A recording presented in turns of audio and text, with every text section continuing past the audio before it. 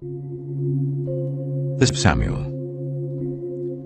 2 Samuel, chapter 1. After the death of Saul, David returned from striking down the Amalekites and stayed in Ziklag 2 days. On the 3rd day, a man arrived from Saul's camp with his clothes torn and dust on his head. When he came to David, he fell to the ground to pay him honor. "Where have you come from?" David asked him. He answered, "I have escaped from the Israelite camp." "What happened?" David asked. "Tell me." "The men fled from the battle," he replied. "Many of them fell and died. And Saul and his son Jonathan are dead." Then David said to the young man who brought him the report, "How do you know that Saul and his son Jonathan are dead?" "I happened to be on Mount Gilboa," the young man said, "and there was Saul leaning on his spear with the chariots and their drivers in hot pursuit. When he turned round and saw me, he called out to me, and I said, 'What can I do?' He asked me, 'Who are you?' 'An Amalekite,' I answered. Then he said to me, 'Stand here by me and kill me. I'm in the throes of death, but I'm still alive.' So I stood beside him and killed him, because I knew that after he had fallen he could not survive. And I took the crown that was on his head and the band on his arm, and have brought them here to my lord." Then David and all the men with him took hold of their clothes and tore them. They mourned and wept and fasted till evening for Saul and his son Jonathan, and for the army of the Lord and for the nation of Israel, because they had fallen by the sword. David said to the young man who brought him the report, "Where are you from?" "I am the son of a foreigner, an Amalekite," he answered. David asked him, "Why weren't you afraid to lift your hand to destroy the Lord's anointed?" Then David called one of his men and said, "Go, strike him down." So he struck him down, and he died. For David had said to him, "Your blood be on your own head. Your own mouth testified against you when you said, 'I killed the Lord's anointed.'" David took up this lament concerning Saul and his son Jonathan, and he ordered that the people of Judah be taught this lament of the bow. It is written in the book of Ejayy. "A gazelle lies slain on your heights, Israel. How the mighty have fallen. Tell it not in Gath. Proclaim it not in the streets of Ashkelon, lest the daughters of the Philistines be glad, lest the daughters of the uncircumcised rejoice. Mountains of Gilboa, may you have neither dew nor rain. May no showers fall on your terraced fields. For there the shield of the mighty was despised, the shield of Saul, no longer rubbed with oil. From the blood of the slain, from the flesh of the mighty, the bow of Jonathan did not turn back. The sword of Saul did not return unsatisfied. Saul and Jonathan, in life they were loved and admired, and in death they were not parted. They were swifter than eagles, they were stronger than lions. Daughters of Israel, weep for Saul, who clothed you in scarlet and finery, who adorned your garments with ornaments of gold. How the mighty have fallen in battle. Jonathan lies slain on your heights. I grieve for you, Jonathan, my brother. You were very dear to me. Your love for me was wonderful, more wonderful than that of women. How the mighty have fallen. The weapons of war have perished." 2 Samuel, chapter 2. In the course of time, David inquired of the Lord. "Shall I go up to one of the towns of Judah?" he asked. The Lord said, "Go up." David asked, "Where shall I go?" "To Hebron," the Lord answered. So David went up there with his 2 wives, Ahinoam of Jezreel and Abigail, the widow of Nabal of Carmel. David also took the men who were with him, each with his family, and they settled in Hebron and its towns. Then the men of Judah came to Hebron, and there they anointed David king over the tribe of Judah. When David was told that it was the men from Jabesh-Gilead who had buried Saul, He sent messengers to them to say to them, "The Lord bless you for showing this kindness to Saul your master by burying him. May the Lord now show you kindness and faithfulness, and I too will show you the same favor because you have done this. Now then, be strong and brave, for Saul your master is dead, and the people of Judah have anointed me king over them." Meanwhile, Abner, son of Ner, the commander of Saul's army, had taken Ishbosheth, son of Saul, and brought him over to Mahanaim. He made him king over Gilead, Ashuri, and Jezreel, and also over Ephraim, Benjamin, and all Israel. Ishbosheth, son of Saul, was 40 years old when he became king over Israel, and he reigned 2 years. The tribe of Judah, however, remained loyal to David. The length of time David was king in Hebron over Judah was 7 years and 6 months. Abner, son of Ner, together with the men of Ishbosheth, son of Saul, left Mahanaim and went to Gibeon. Joab, son of Zeruiah, and David's men went out and met them at the pool of Gibeon. One group sat down on one side of the pool, and one group on the other side. Then Abner said to Joab, "Let's have some of the young men get up and fight hand to hand in front of us." "All right, let them do it," Joab said. So they stood up and were counted, 12 men for Benjamin and Ishbosheth, son of Saul, and 12 for David. Then each man grabbed his opponent by the head and thrust his dagger into his opponent's side, and they fell down together. So that place in Gibeon was called Helkath Hazurim. The battle that day was very fierce, and Abner and the Israelites were defeated by David's men. The 3 sons of Zeruiah were there, Joab, Abishai, and Asahel. Now Asahel was as fleet-footed as a wild gazelle. He chased Abner, turning neither to the right nor to the left as he pursued him. Abner looked behind him and asked, "Is that you, Asahel?" "It is," he answered. Then Abner said to him, "Turn aside to the right or to the left. Take on one of the young men and strip him of his weapons." But Asahel would not stop chasing him. Again Abner warned Asahel, "Stop chasing me. Why should I strike you down? How could I look your brother Joab in the face?" But Asahel refused to give up the pursuit. So Abner thrust the butt of his spear into Asahel's stomach, and the spear came out through his back. He fell there and died on the spot. And every man stopped when he came to the place where Asahel had fallen and died. But Joab and Abishai pursued Abner, and as the sun was setting they came to the hill of Ammah near Giah, on the way to the wasteland of Gibeon. Then the men of Benjamin rallied behind Abner. They formed themselves into a group and took their stand on top of a hill. Abner called out to Joab, "Must the sword devour forever? Don't you realize that this will end in bitterness? How long before you order your men to stop pursuing their fellow Israelites?" Joab answered, "As surely as God lives, if you had not spoken, the men would have continued pursuing them until morning." So Joab blew the trumpet, and all the troops came to a halt. They no longer pursued Israel, nor did they fight any more. All that night Abner and his men marched through the Arabah. They crossed the Jordan, continued through the morning hours, and came to Mahanaim.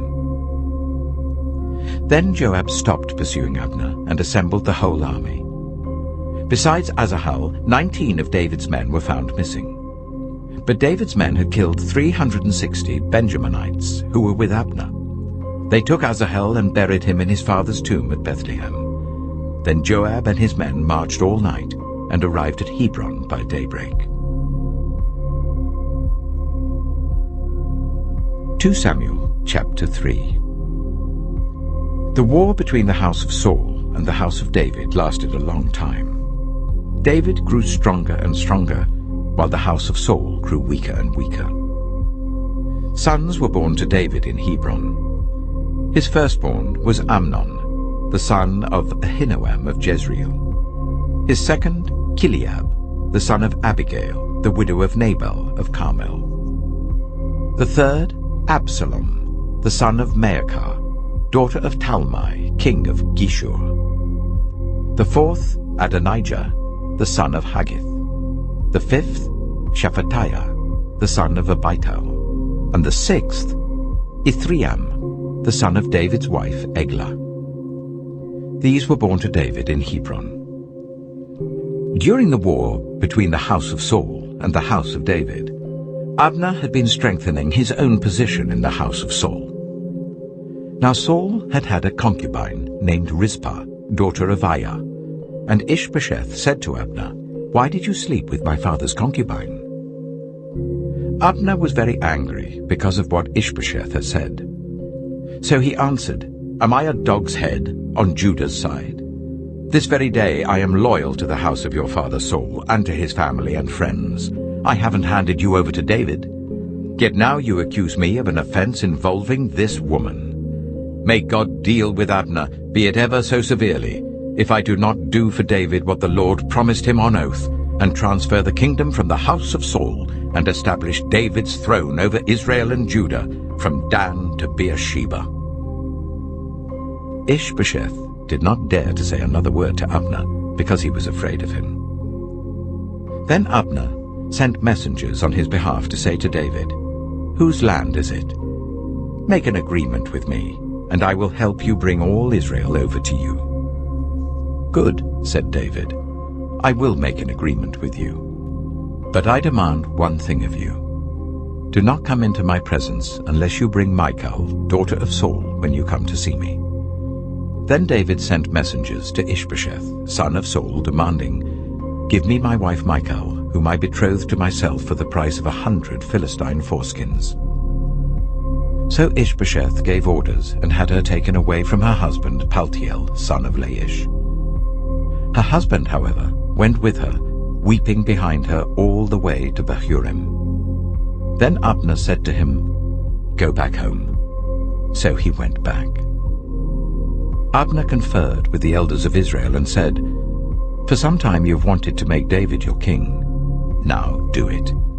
For the Lord promised David, 'By my servant David I will rescue my people Israel from the hand of the Philistines and from the hand of all their enemies.'" Abner also spoke to the Benjaminites in person. Then he went to Hebron to tell David everything that Israel and the whole tribe of Benjamin wanted to do. When Abner, who had 20 men with him, came to David at Hebron, David prepared a feast for him and his men. Then Abner said to David, "Let me go at once and assemble all Israel for my lord the king, so that they may make a covenant with you, and that you may rule over all that your heart desires." So David sent Abner away, and he went in peace. Just then, David's men and Joab returned from a raid and brought with them a great deal of plunder. But Abner was no longer with David in Hebron, because David had sent him away, and he had gone in peace. When Joab and all the soldiers with him arrived, he was told that Abner, son of Ner, had come to the king, and that the king had sent him away, and that he had gone in peace. So Joab went to the king and said, "What have you done? Look, Abner came to you. Why did you let him go? Now he is gone. You know Abner, son of Ner. He came to deceive you and observe your movements and find out everything you're doing." Joab then left David and sent messengers after Abner, and they brought him back from the cistern at Sirah. But David did not know it. Now when Abner returned to Hebron, Joab took him aside into an inner chamber, as if to speak with him privately. And there, to avenge the blood of his brother Asahel, Joab stabbed him in the stomach, and he died. Later, when David heard about this, he said, "I and my kingdom are forever innocent before the Lord concerning the blood of Abner, son of Ner. May his blood fall on the head of Joab and on his whole family. May Joab's family never be without someone who has a running sore or leprosy, or who leans on a crutch, or who falls by the sword, or who lacks food." Joab and his brother Abishai murdered Abner because he had killed their brother Asahel in the battle of Gibeon. Then David said to Joab and all the people with him, "Tear your clothes, and put on sackcloth and walk in mourning in front of Abner. King David himself walked behind the bier. They buried Abner in Hebron, and the king wept aloud at Abner's tomb. All the people wept also. The king sang this lament for Abner. Should Abner have died as the lawless die? Your hands were not bound, your feet were not fettered. You fell as one falls before the wicked. And all the people wept over him again. Then they all came and urged David to eat something while it was still day. But David took an oath, saying, May God deal with me, be it ever so severely, if I taste bread or anything else before the sun sets. All the people took note and were pleased. Indeed, everything the king did pleased them. So on that day all the people there and all Israel knew that the king had no part in the murder of Abner, son of Ner. Then the king said to his men, Do you not realize that a commander and a great man has fallen in Israel this day? And today, though I am the anointed king, I am weak. And these sons of Zeruiah are too strong for me. May the Lord repay the evildoer according to his evil deeds. 2 Samuel chapter 4. When Ishbosheth, son of Saul, heard that Abner had died in Hebron, he lost courage, and all Israel became alarmed. Now Saul's son had 2 men who were leaders of raiding bands. One was named Baanah, and the other Rechab. They were sons of Rimmon the Beerothite, from the tribe of Benjamin. Beeroth is considered part of Benjamin because the people of Beeroth fled to Gittaim and have resided there as foreigners to this day. Jonathan, son of Saul, had a son who was lame in both feet. He was 5 years old when the news about Saul and Jonathan came from Jezreel. His nurse picked him up and fled, but as she hurried to leave, he fell and became disabled. His name was Mephibosheth. Now Rechab and Baanah, the sons of Rimmon the Beerothite, set out for the house of Ishbosheth. And they arrived there in the heat of the day while he was taking his noonday rest. They went into the inner part of the house as if to get some wheat, and they stabbed him in the stomach. Then Rechab and his brother Baanah slipped away. They had gone into the house while he was lying on the bed in his bedroom. After they stabbed and killed him, they cut off his head. Taking it with them, they traveled all night by way of the Arabah. They brought the head of Ishbosheth to David at Hebron and said to the king, Here is the head of Ishbosheth, son of Saul, your enemy, who tried to kill you. This day the Lord has avenged my lord the king against Saul and his offspring.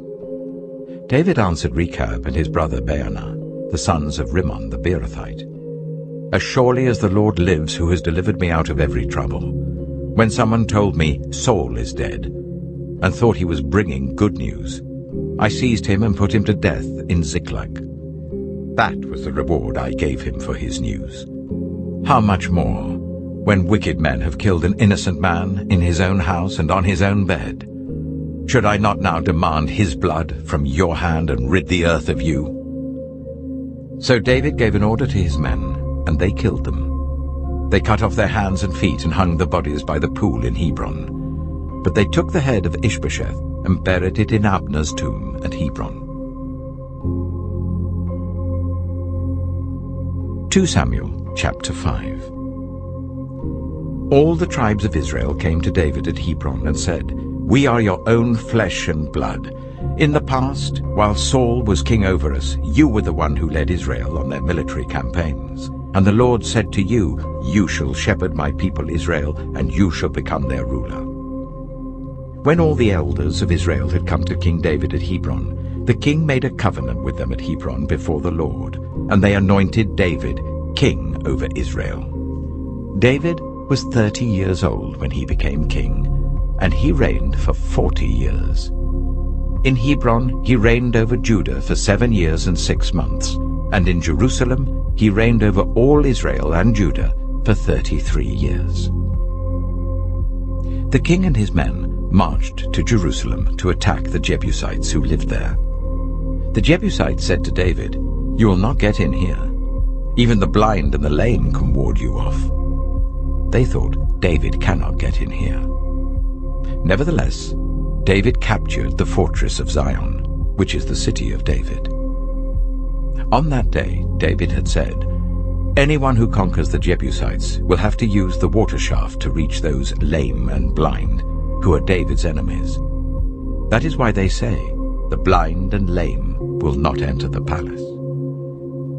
David then took up residence in the fortress and called it the City of David. He built up the area around it from the terraces inwards, and he became more and more powerful because the Lord God Almighty was with him. Now Hiram, king of Tyre, sent envoys to David, along with cedar logs and carpenters and stonemasons, and they built a palace for David. Then David knew that the Lord had established him as king over Israel, and had exalted his kingdom for the sake of his people Israel. After he left Hebron, David took more concubines and wives in Jerusalem, and more sons and daughters were born to him. These are the names of the children born to him there: Shammua, Shobab, Nathan, Solomon, Ephah, Elishua, Nepheg, Japhiah, Elishama, Eliada, and Eliphelet. When the Philistines heard that David had been anointed king over Israel, they went up in full force to search for him. But David heard about it and went down to the stronghold. Now the Philistines had come and spread out in the valley of Rephaim. So David inquired of the Lord, "Shall I go and attack the Philistines? Will you deliver them into my hands?" The Lord answered him, "Go, for I will surely deliver the Philistines into your hands." So David went to Baal-perazim, and there he defeated them. He said, "As the waters break out, the Lord has broken out against my enemies before me." So that place was called Baal-perazim. The Philistines abandoned their idols there, and David and his men carried them off. Once more the Philistines came up, and spread out in the valley of Rephaim. So David inquired of the Lord, and he answered, "Do not go straight up, but circle round behind them and attack them in front of the poplar trees. As soon as you hear the sound of marching in the tops of the poplar trees, move quickly, because that will mean the Lord has gone out in front of you to strike the Philistine army." So David did as the Lord commanded him, and he struck down the Philistines all the way from Gibeon to Gezer. 2 Samuel chapter 6. David again brought together all the able young men of Israel, 30,000. He and all his men went to Baalah in Judah to bring up from there the ark of God, which is called by the name of the Lord Almighty, who is enthroned between the cherubim on the ark. They set the ark of God on a new cart, and brought it from the house of Abinadab, which was on the hill. Uzzah and Ahio, sons of Abinadab, were guiding the new cart with the ark of God on it, and Ahio was walking in front of it.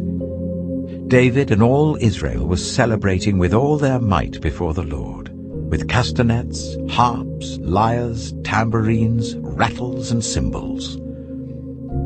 When they came to the threshing floor of Nakon, Uzzah reached out and took hold of the ark of God because the oxen stumbled.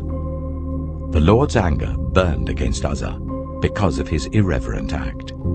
Therefore God struck him down, and he died there beside the ark of God. Then David was angry because the Lord's wrath had broken out against Uzzah, and to this day that place is called Perez Uzzah. David was afraid of the Lord that day and said, "How can the ark of the Lord ever come to me?"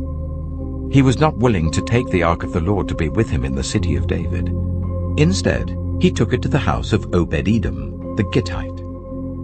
The ark of the Lord remained in the house of Obed-Edom the Gittite for 3 months, and the Lord blessed him and his entire household. Now King David was told, "The Lord has blessed the household of Obed-Edom and everything he has because of the ark of God." So David went to bring up the ark of God from the house of Obed-Edom to the city of David with rejoicing. When those who were carrying the ark of the Lord had taken 6 steps, he sacrificed a bull and a fattened calf. Wearing a linen ephod, David was dancing before the Lord with all his might, while he and all Israel were bringing up the ark of the Lord with shouts and the sound of trumpets. As the ark of the Lord was entering the city of David, Michal, daughter of Saul, watched from a window. And when she saw King David leaping and dancing before the Lord, she despised him in her heart. They brought the ark of the Lord and set it in its place inside the tent that David had pitched for it, and David sacrificed burnt offerings and fellowship offerings before the Lord. After he had finished sacrificing the burnt offerings and fellowship offerings, he blessed the people in the name of the Lord Almighty. Then he gave a loaf of bread, a cake of dates, and a cake of raisins to each person in the whole crowd of Israelites, both men and women, and all the people went to their homes.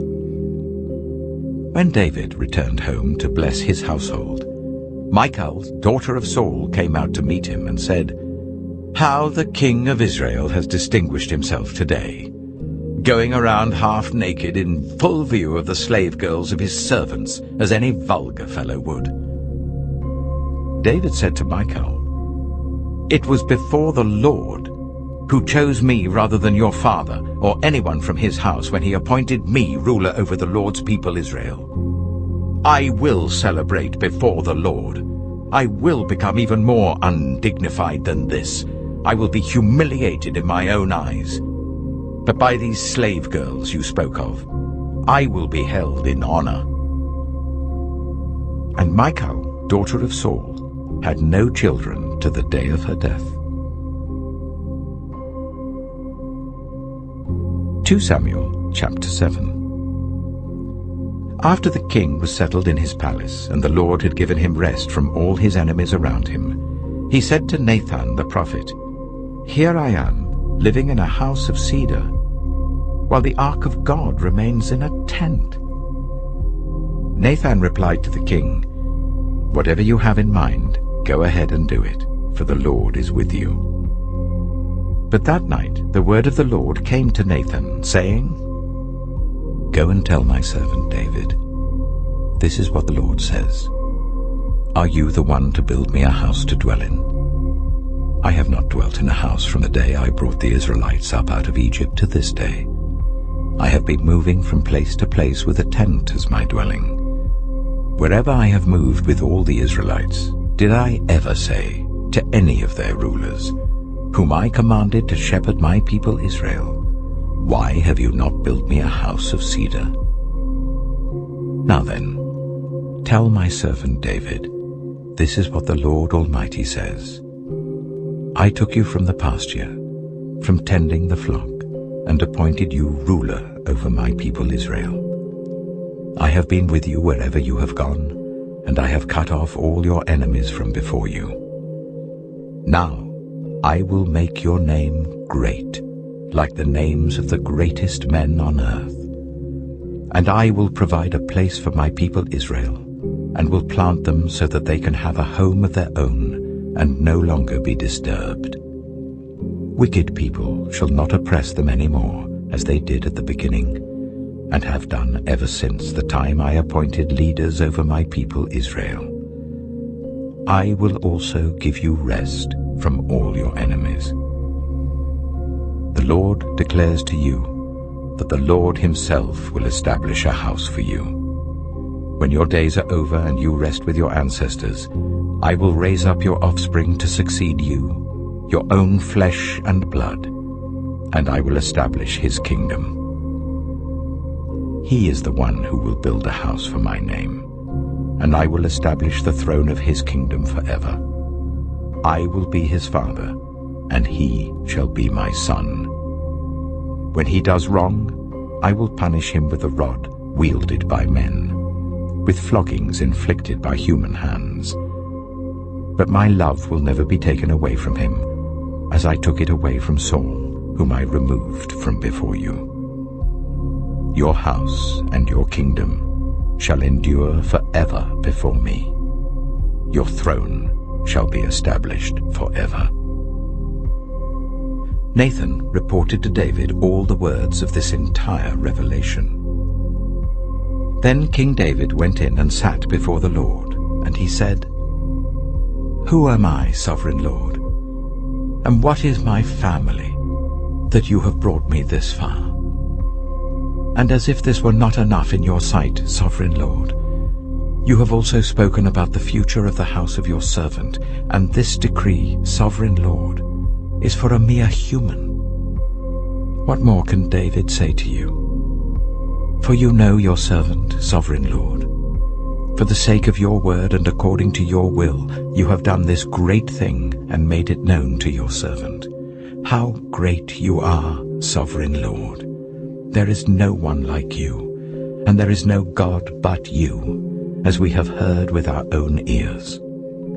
And who is like your people Israel, the one nation on earth that God went out to redeem as a people for himself, and to make a name for himself, and to perform great and awesome wonders by driving out nations and their gods from before your people, whom you redeemed from Egypt? You have established your people Israel as your very own forever, and you, Lord, have become their God. And now, Lord God, keep forever the promise you have made concerning your servant and his house.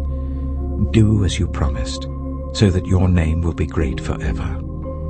Then people will say, "The Lord Almighty is God over Israel," and the house of your servant David will be established in your sight. Lord Almighty, God of Israel, you have revealed this to your servant, saying, "I will build a house for you." So your servant has found courage to pray this prayer to you. Sovereign Lord, you are God. Your covenant is trustworthy, and you have promised these good things to your servant. Now be pleased to bless the house of your servant, that it may continue forever in your sight.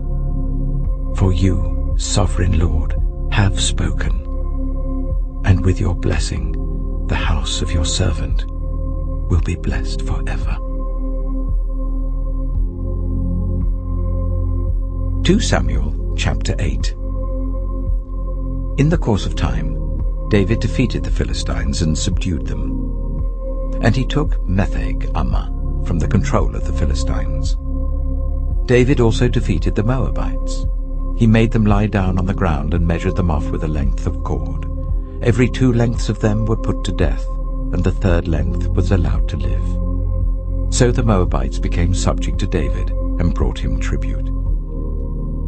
Moreover, David defeated Hadadezer, son of Rehob, king of Zobah, when he went to restore his monument at the river Euphrates. David captured 1,000 of his chariots, 7,000 charioteers, and 20,000 foot soldiers. He hamstrung all but 100 of the chariot horses. When the Arameans of Damascus came to help Hadadezer, king of Zobah, David struck down 22,000 of them. He put garrisons in the Aramean kingdom of Damascus, and the Arameans became subject to him and brought tribute. The Lord gave David victory wherever he went. David took the gold shields that belonged to the officers of Hadadezer and brought them to Jerusalem. From Tebah and Berothai, towns that belonged to Hadadezer, King David took a great quantity of bronze. When Tou, king of Hamath, heard that David had defeated the entire army of Hadadezer, he sent his son Joram to King David to greet him and congratulate him on his victory in battle over Hadadezer, who had been at war with Tou. Joram brought with him articles of silver, of gold, and of bronze. King David dedicated these articles to the Lord, as he had done with the silver and gold from all the nations he had subdued: Edom and Moab, the Ammonites and the Philistines, and Amalek. He also dedicated the plunder taken from Hadadezer, son of Rehob, king of Zobah. And David became famous after he returned from striking down 18,000 Edomites in the valley of Salt. He put garrisons throughout Edom, and all the Edomites became subject to David. The Lord gave David victory wherever he went. David reigned over all Israel, doing what was just and right for all his people. Joab, son of Zeruiah, was over the army. Jehoshaphat, son of Ahilud, was recorder. Zadok, son of Ahitub, and Ahimelech, son of Abiathar, were priests. Sariah was secretary. Benaiah, son of Jehoiada, was over the Kerethites and Pelethites, and David's sons were priests. 2 Samuel chapter 9. David asked, "Is there anyone still left of the house of Saul, to whom I can show kindness for Jonathan's sake?" Now there was a servant of Saul's household named Ziba. They summoned him to appear before David, and the king said to him, "Are you Ziba?" "At your service," he replied. The king asked, "Is there no one still alive from the house of Saul, to whom I can show God's kindness?" Ziba answered the king, "There is still a son of Jonathan. He is lame in both feet." "Where is he?" the king asked. Ziba answered, "He is at the house of Machir, son of Ammiel, in Lo-debar." So King David had him brought from Lo-debar, from the house of Machir, son of Ammiel. When Mephibosheth, son of Jonathan, the son of Saul, came to David, he bowed down to pay him honor. David said, "Mephibosheth." "At your service," he replied. "Don't be afraid," David said to him, "for I will surely show you kindness for the sake of your father Jonathan. I will restore to you all the land that belonged to your grandfather Saul, and you will always eat at my table." Mephibosheth bowed down and said, "What is your servant, that you should notice a dead dog like me?" Then the king summoned Ziba, Saul's steward, and said to him, "I have given your master's grandson everything that belonged to Saul and his family. You and your sons and your servants are to farm the land for him and bring in the crops, so that your master's grandson may be provided for. And Mephibosheth, grandson of your master, will always eat at my table." Now Ziba had 15 sons and 20 servants. Then Ziba said to the king, "Your servant will do whatever my lord the king commands his servant to do." So Mephibosheth ate at David's table like one of the king's sons. Mephibosheth had a young son named Micah, and all the members of Ziba's household were servants of Mephibosheth. And Mephibosheth lived in Jerusalem because he always ate at the king's table. He was lame in both feet. 2 Samuel chapter 10. In the course of time, the king of the Ammonites died, and his son Hanun succeeded him as king. David thought, "I will show kindness to Hanun, son of Nahash, just as his father showed kindness to me." So David sent a delegation to express his sympathy to Hanun concerning his father. When David's men came to the land of the Ammonite commanders said to Hanun their lord, "Do you think David is honoring your father by sending envoys to you to express sympathy? Hasn't David sent them to you only to explore the city and spy it out and overthrow it?" So Hanun seized David's envoys, shaved off half of each man's beard, cut off their garments at the buttocks, and sent them away. When David was told about this, he sent messengers to meet the men, for they were greatly humiliated. The king said, "Stay at Jericho till your beards have grown, and then come back." When the Ammonites realized that they had become obnoxious to David, they hired 20,000 Aramean foot soldiers from Beth-rehob and Zobah, as well as the king of Maacah with 1,000 men, and also 12,000 men from Tob. On hearing this, David sent Joab out with the entire army of fighting men. The Ammonites came out and drew up in battle formation at the entrance of their city gate, while the Arameans of Zobah and Rehob and the men of Tob and Maacah were by themselves in the open country. Joab saw that there were battle lines in front of him and behind him. So he selected some of the best troops in Israel and deployed them against the Arameans. He put the rest of the men under the command of Abishai his brother and deployed them against the Ammonites. Joab said, "If the Arameans are too strong for me, then you are to come to my rescue. But if the Ammonites are too strong for you, then I will come to rescue you. Be strong, and let us fight bravely for our people and the cities of our God. The Lord will do what is good in his sight." Then Joab and the troops with him advanced to fight the Arameans, and they fled before him. When the Ammonites realized that the Arameans were fleeing, they fled before Abishai and went inside the city. So Joab returned from fighting the Ammonites and came to Jerusalem. After the Arameans saw that they had been routed by Israel, they regrouped.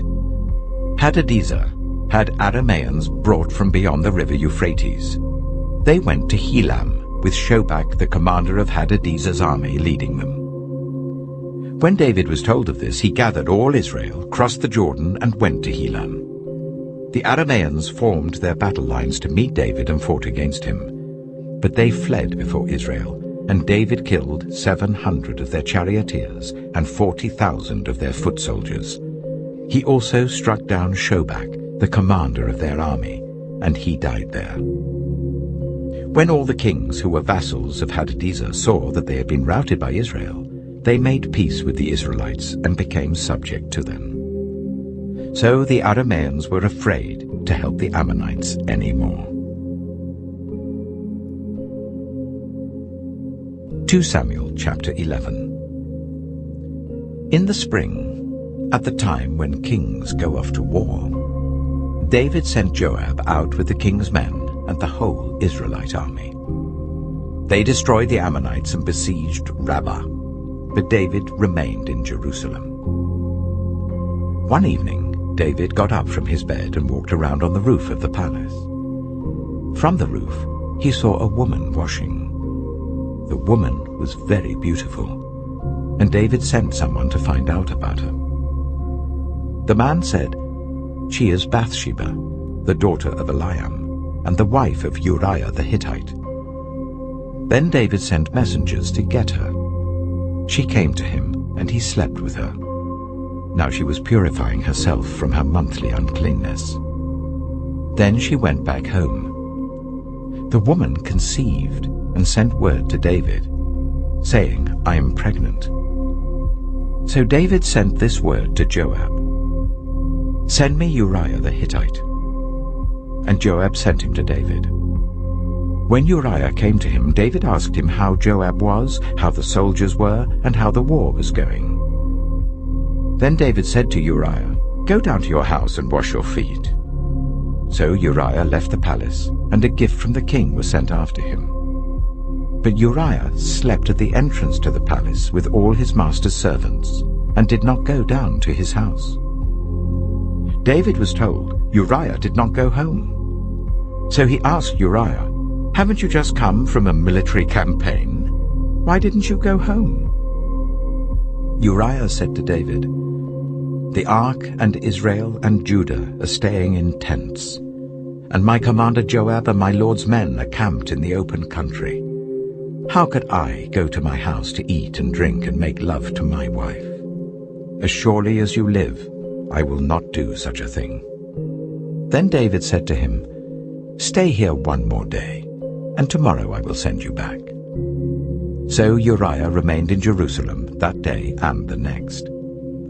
At David's invitation, he ate and drank with him, and David made him drunk. But in the evening Uriah went out to sleep on his mat among his master's servants. He did not go home. In the morning, David wrote a letter to Joab and sent it with Uriah. In it he wrote, "Put Uriah out in front, where the fighting is fiercest. Then withdraw from him, so that he will be struck down and die." So while Joab had the city under siege, he put Uriah at a place where he knew the strongest defenders were. When the men of the city came out and fought against Joab, some of the men in David's army fell. Moreover, Uriah the Hittite died. Joab sent David a full account of the battle. He instructed the messenger, "When you have finished giving the king this account of the battle, the king's anger may flare up, and he may ask you, 'Why did you get so close to the city to fight? Didn't you know they would shoot arrows from the wall? Who killed Abimelech, son of Jerubesheth? Didn't a woman drop an upper millstone on him from the wall so that he died in Thebez? Why did you get so close to the wall? If he asks you this, then say to him, Moreover, your servant Uriah the Hittite is dead. The messenger set out, and when he arrived he told David everything Joab had sent him to say. The messenger said to David, The men overpowered us and came out against us in the open, but we drove them back to the entrance of the city gate. Then the archers shot arrows at your servants from the wall, and some of the king's men died. Moreover, your servant Uriah the Hittite is dead. David told the messenger, Say this to Joab, Don't let this upset you. The sword devours one as well as another. Press the attack against the city and destroy it. Say this to encourage Joab. When Uriah's wife heard that her husband was dead, she mourned for him. After the time of mourning was over, David had her brought to his house, and she became his wife and bore him a son. But the thing David had done displeased the Lord. 2 Samuel chapter 12. The Lord sent Nathan to David. When he came to him, he said, There were 2 men in a certain town, one rich and the other poor. The rich man had a very large number of sheep and cattle, but the poor man had nothing except one little ewe lamb that he had bought. He raised it, and it grew up with him and his children. It shared his food, drank from his cup, and even slept in his arms. It was like a daughter to him. Now a traveler came to the rich man, but the rich man refrained from taking one of his own sheep or cattle to prepare a meal for the traveler who had come to him. Instead, he took the ewe lamb that belonged to the poor man and prepared it for the one who had come to him. David burned with anger against the man and said to Nathan, As surely as the Lord lives, the man who did this must die. He must pay for that lamb 4 times over because he did such a thing and had no pity. Then Nathan said to David, You are the man. This is what the Lord, the God of Israel, says. I anointed you king over Israel, and I delivered you from the hand of Saul. I gave your master's house to you, and your master's wives into your arms. I gave you all Israel and Judah. And if all this had been too little, I would have given you even more. Why did you despise the word of the Lord by doing what is evil in his eyes? You struck down Uriah the Hittite with the sword and took his wife to be your own. You killed him with the sword of the Ammonites. Now, therefore, the sword shall never depart from your house, because you despised me and took the wife of Uriah the Hittite to be your own. This is what the Lord says. Out of your own household I'm going to bring calamity on you. Before your very eyes I will take your wives and give them to one who is close to you, and he will sleep with your wives in broad daylight.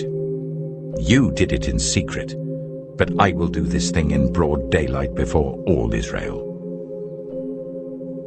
Then David said to Nathan, I have sinned against the Lord. Nathan replied, The Lord has taken away your sin. You're not going to die. But because by doing this you have shown utter contempt for the Lord, the son born to you will die.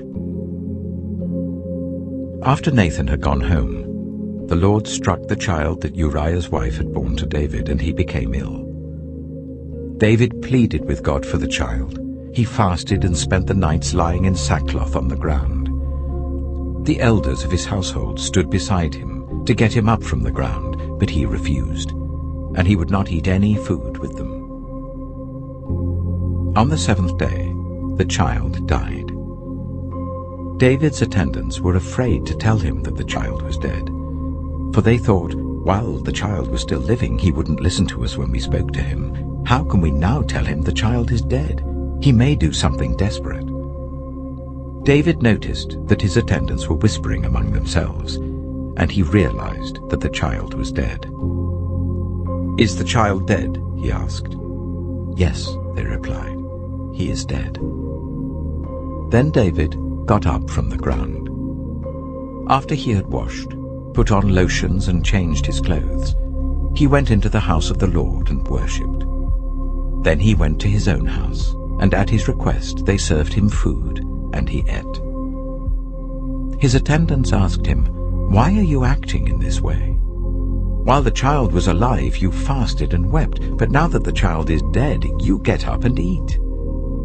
He answered, "While the child was alive, I fasted and wept. I thought, who knows? The Lord may be gracious to me and let the child live. But now that he is dead, why should I go on fasting? Can I bring him back again?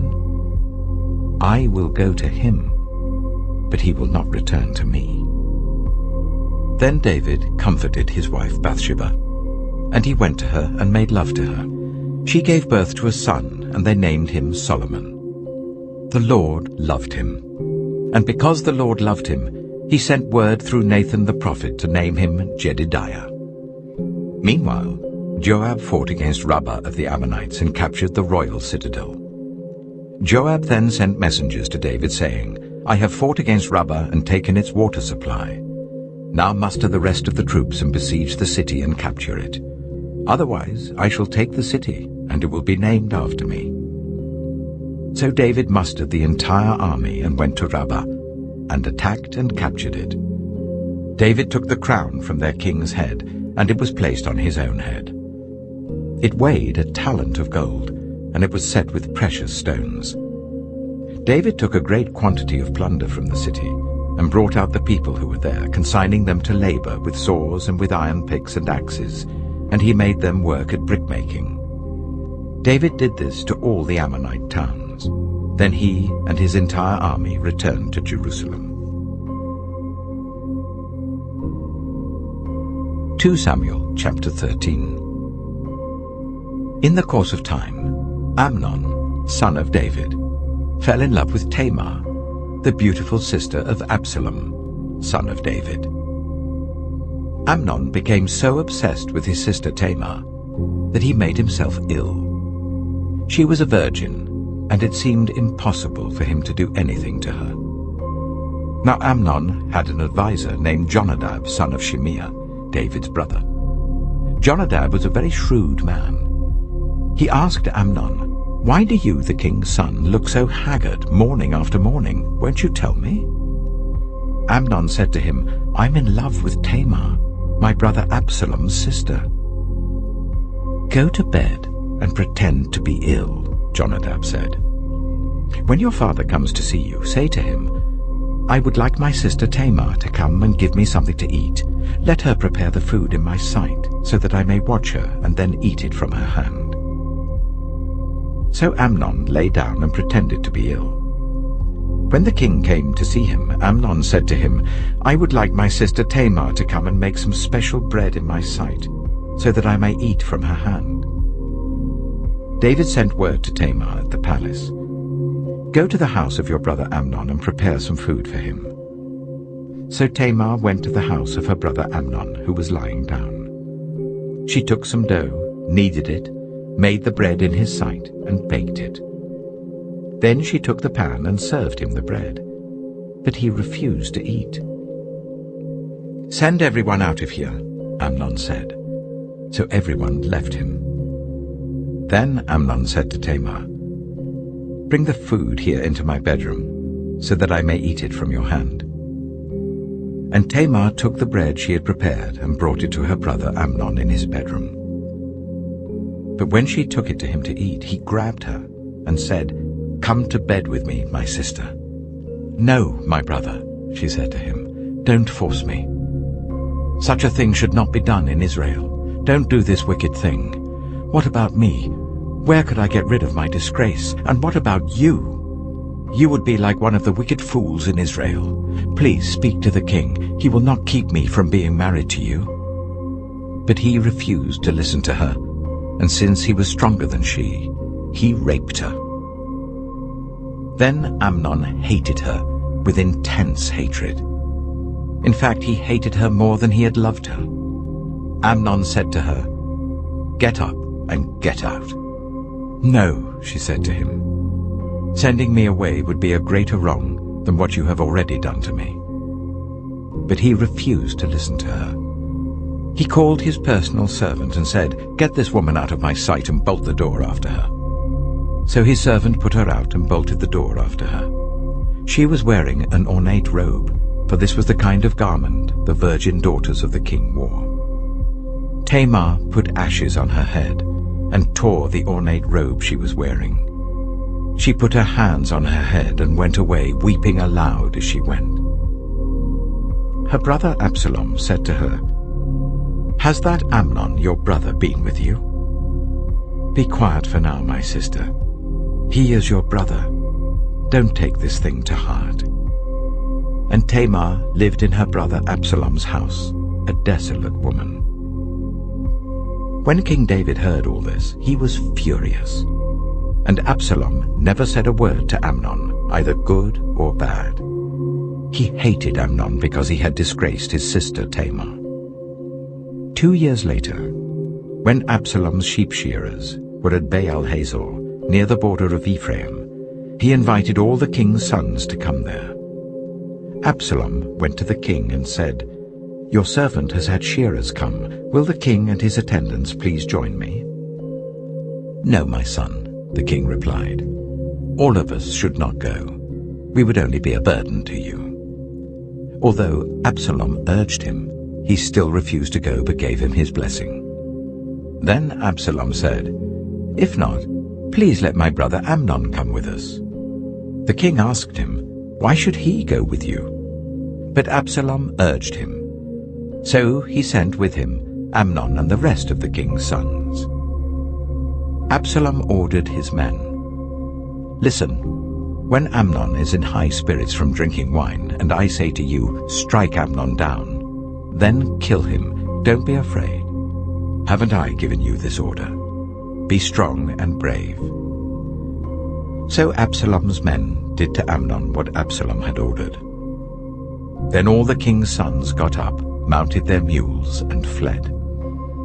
While they were on their way, the report came to David, "Absalom has struck down all the king's sons. Not one of them is left."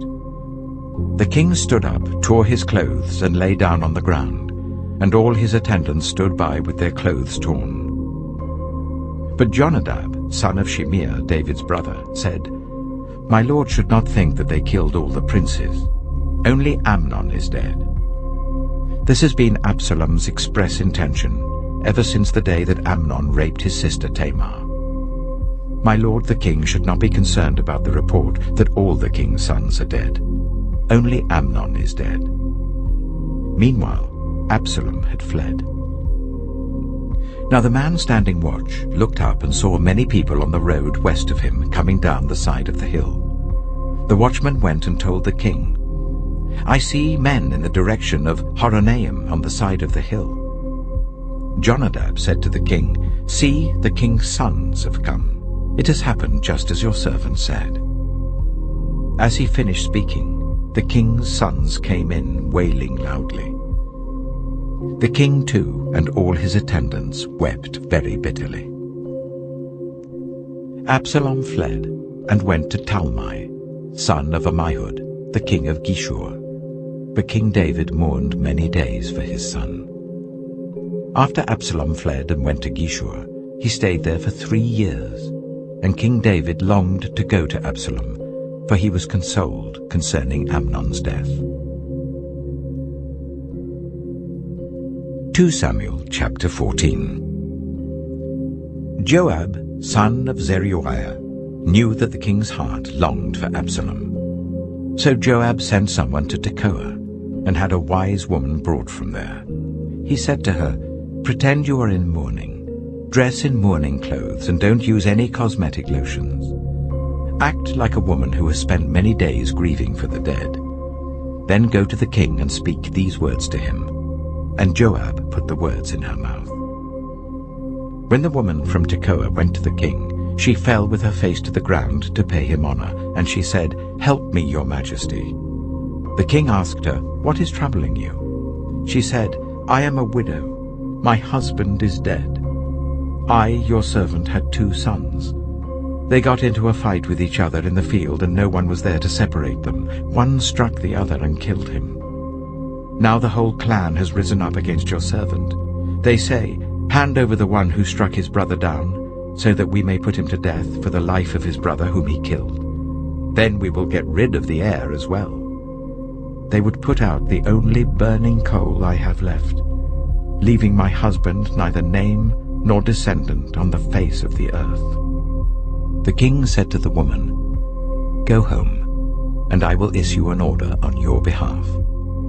But the woman from Tekoa said to him, "Let my lord the king pardon me and my family, and let the king and his throne be without guilt." The king replied, "If anyone says anything to you, bring them to me, and they will not bother you again." She said, "Then let the king invoke the Lord his God, to prevent the avenger of blood from adding to this destruction, so that my son shall not be destroyed. As surely as the Lord lives," he said, "not one hair of your son's head will fall to the ground." Then the woman said, "Let your servant speak a word to my lord the king." "Speak," he replied. The woman said, "Why then have you devised a thing like this against the people of God? When the king says this, does he not convict himself? For the king has not brought back his banished son. Like water spilled on the ground, which cannot be recovered, so we must die. But that is not what God desires. Rather, he devises ways so that a banished person does not remain banished from him. And now I have come to say this to my lord the king, because the people have made me afraid. Your servant thought, 'I will speak to the king. Perhaps he will grant his servant's request. Perhaps the king will agree to deliver his servant from the hand of the man who is trying to cut off both me and my son from God's inheritance.' And now your servant says, 'May the word of my lord the king secure my inheritance, for my lord the king is like an angel of God in discerning good and evil. May the Lord your God be with you.' Then the king said to the woman, 'Don't keep from me the answer to what I am going to ask you.' 'Let my lord the king speak,' the woman said. The king asked, 'Isn't the hand of Joab with you in all this?' The woman answered, 'As surely as you live, my lord the king, no one can turn to the right or to the left from anything my lord the king says. Yes, it was your servant Joab who instructed me to do this, and who put all these words into the mouth of your servant. Your servant Joab did this to change the present situation. My lord has wisdom like that of an angel of God. He knows everything that happens in the land.' The king said to Joab, 'Very well, I will do it. Go, bring back the young man Absalom.' Joab fell with his face to the ground to pay him honor, and he blessed the king. Joab said, 'Today your servant knows that he has found favor, because the king has granted his servant's request.' Then Joab went to Geshur and brought Absalom back to Jerusalem. But the king said, 'He must go to his own house. He must not see my face.' So Absalom went to his own house and did not see the face of the king.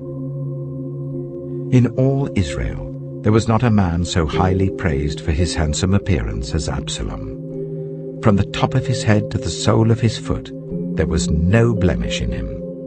Whenever he cut the hair of his head, he used to cut his hair once a year because it became too heavy for him, he would weigh it, and its weight was 200 shekels by the royal standard.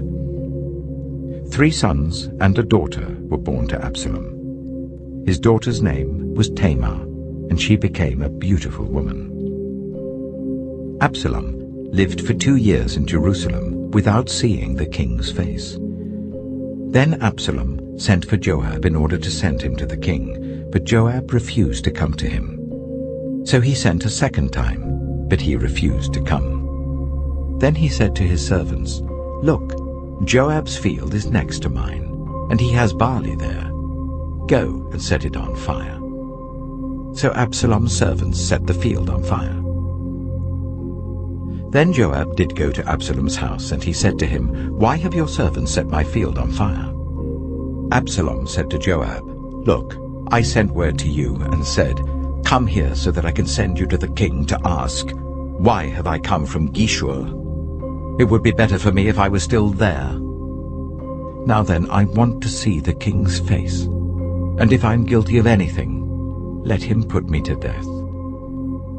So Joab went to the king and told him this. Then the king summoned Absalom, and he came in and bowed down with his face to the ground before the king, and the king kissed Absalom.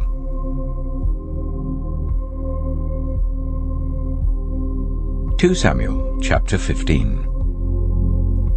In the course of time, Absalom provided himself with a chariot and horses, and with 50 men to run ahead of him. He would get up early and stand by the side of the road leading to the city gate. Whenever anyone came with a complaint to be placed before the king for a decision, Absalom would call out to him, "What town are you from?" He would answer, "Your servant is from one of the tribes of Israel." Then Absalom would say to him, "Look, your claims are valid and proper, but there is no representative of the king to hear you." And Absalom would add, "If only I were appointed judge in the land, then everyone who has a complaint or case could come to me, and I would see that they receive justice." Also, whenever anyone approached him to bow down before him, Absalom would reach out his hand, take hold of him, and kiss him. Absalom behaved in this way towards all the Israelites who came to the king asking for justice, and so he stole the hearts of the people of Israel. At the end of 4 years, Absalom said to the king, "Let me go to Hebron and fulfill a vow I made to the Lord. While your servant was living in Geshur in Aram, I made this vow. If the Lord takes me back to Jerusalem, I will worship the Lord in Hebron." The king said to him, "Go in peace." So he went to Hebron. Then Absalom sent secret messengers throughout the tribes of Israel to say, "As soon as you hear the sound of the trumpets, then say, 'Absalom is king in Hebron.'"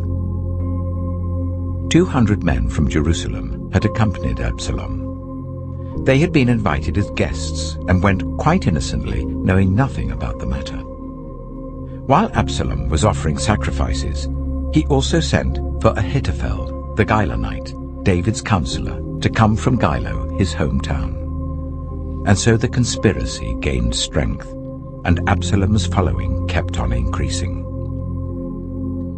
A messenger came and told David, "The hearts of the people of Israel are with Absalom."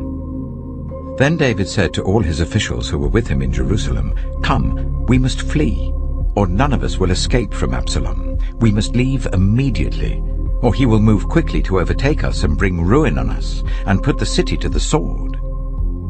The king's officials answered him, "Your servants are ready to do whatever our lord the king chooses." The king set out, with his entire household following him. But he left 10 concubines to take care of the palace. So the king set out, with all the people following him, and they halted at the edge of the city. All his men marched past him, along with all the Kerethites and the Pelethites, and all the 600 Gittites who had accompanied him from Gath marched before the king. The king said to Ejayy the Gittite, "Why should you come along with us? Go back and stay with King Absalom. You are a foreigner, an exile from your homeland. You came only yesterday. And today shall I make you wander about with us, when I do not know where I'm going? Go back and take your people with you. May the Lord show you kindness and faithfulness." But Ejayy replied to the king, "As surely as the Lord lives and as my lord the king lives, wherever my lord the king may be, whether it means life or death, there will your servant be." David said to Ejayy, "Go ahead, march on." So Ejayy the Gittite marched on with all his men and the families that were with him. The whole countryside wept aloud as all the people passed by. The king also crossed the Kidron Valley, and all the people moved on towards the wilderness.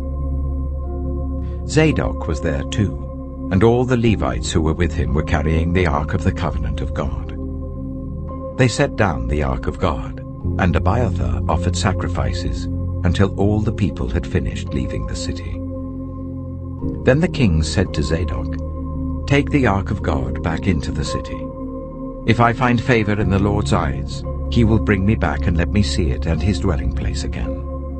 But if he says, I am not pleased with you, then I am ready.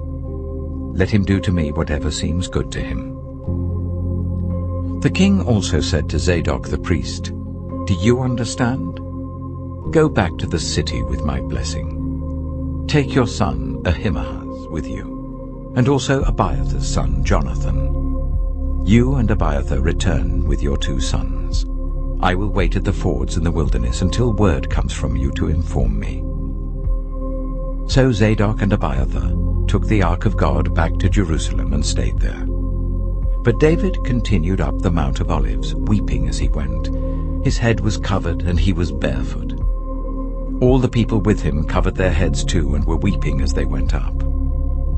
Now David had been told Ahithophel is among the conspirators with Absalom. So David prayed, "Lord, turn Ahithophel's counsel into foolishness."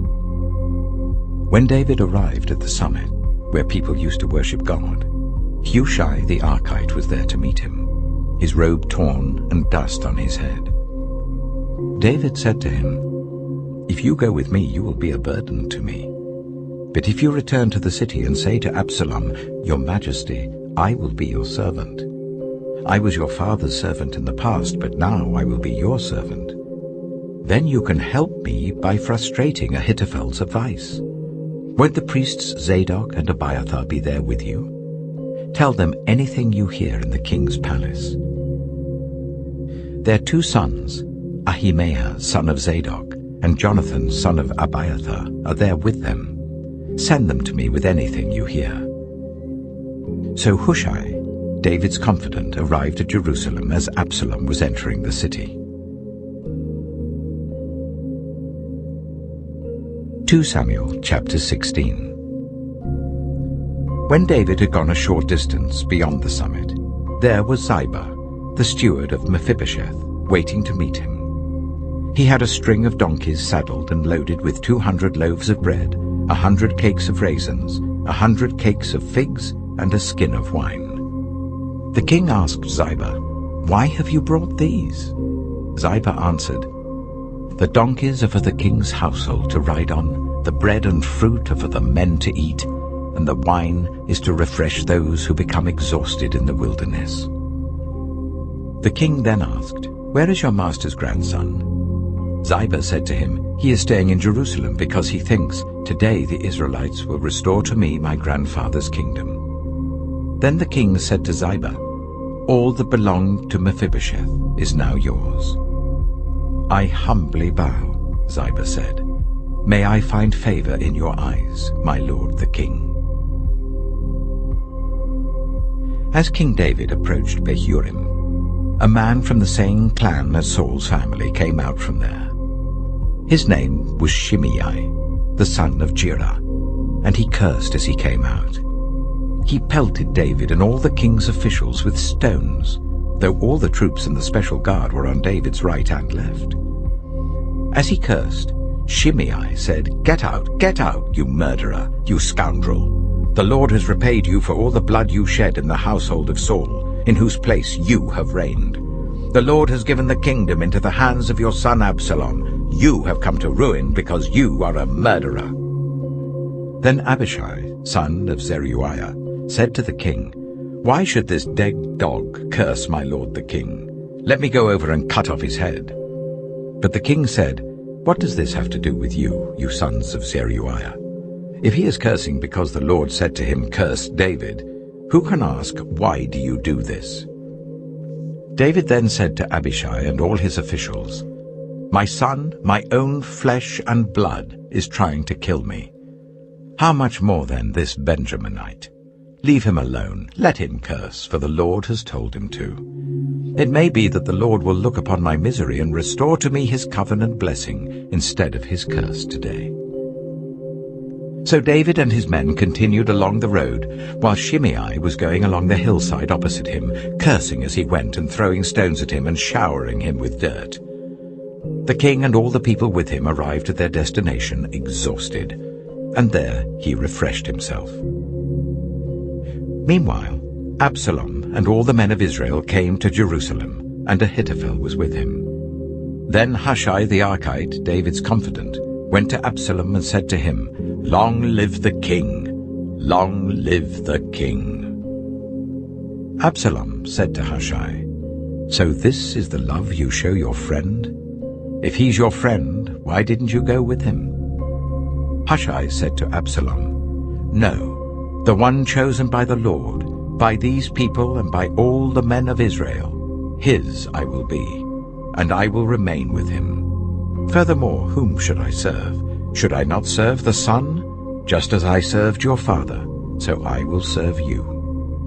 Absalom said to Ahithophel, "Give us your advice. What should we do?" Ahithophel answered, "Sleep with your father's concubines, whom he left to take care of the palace. Then all Israel will hear that you have made yourself obnoxious to your father, and the hands of everyone with you will be more resolute." So they pitched a tent for Absalom on the roof, and he slept with his father's concubines in the sight of all Israel. Now in those days, the advice Ahithophel gave was like that of one who inquires of God. That was how both David and Absalom regarded all of Ahithophel's advice. 2 Samuel chapter 17. Ahithophel said to Absalom, "I would choose 12,000 men and set out tonight in pursuit of David. I would attack him while he is weary and weak. I would strike him with terror, and then all the people with him will flee. I would strike down only the king and bring all the people back to you. The death of the man you seek will mean the return of all. All the people will be unharmed." This plan seemed good to Absalom and to all the elders of Israel. But Absalom said, "Summon also Hushai the Archite, so that we can hear what he has to say as well." When Hushai came to him, Absalom said, "Ahithophel has given this advice. Should we do what he says? If not, give us your opinion." Hushai replied to Absalom, "The advice Ahithophel has given is not good this time. You know your father and his men. They're fighters, and as fierce as a wild bear robbed of her cubs. Besides, your father is an experienced fighter. He will not spend the night with the troops. Even now he is hidden in a cave or some other place. If he should attack your troops first, whoever hears about it will say, 'There has been a slaughter among the troops who follow Absalom.' Then even the bravest soldier, whose heart is like the heart of a lion, will melt with fear, for all Israel knows that your father is a fighter, and that those with him are brave. So I advise you, let all Israel, from Dan to Beersheba, as numerous as the sand on the seashore, be gathered to you, with you yourself leading them into battle. Then we will attack him wherever he may be found, and we will fall on him as dew settles on the ground. Neither he nor any of his men will be left alive. If he withdraws into a city, then all Israel will bring ropes to that city, and we will drag it down to the valley until not so much as a pebble is left." Absalom and all the men of Israel said, "The advice of Hushai the Archite is better than that of Ahithophel." For the Lord had determined to frustrate the good advice of Ahithophel in order to bring disaster on Absalom. Hushai told Zadok and Abiathar the priests, "Ahithophel has advised Absalom and the elders of Israel to do such and such, but I have advised them to do so and so. Now send a message at once and tell David, 'Do not spend the night at the fords in the wilderness. Cross over without fail, or the king and all the people with him will be swallowed up.'" Jonathan and Ahimaaz were staying at En-Rogel. A female servant was to go and inform them, and they were to go and tell King David, for they could not risk being seen entering the city. But a young man saw them and told Absalom, So the two of them left at once and went to the house of a man in Bahurim. He had a well in his courtyard, and they climbed down into it. His wife took a covering and spread it out over the opening of the well and scattered corn over it. No one knew anything about it. When Absalom's men came to the woman of the house, they asked, "Where are Ahimaaz and Jonathan?"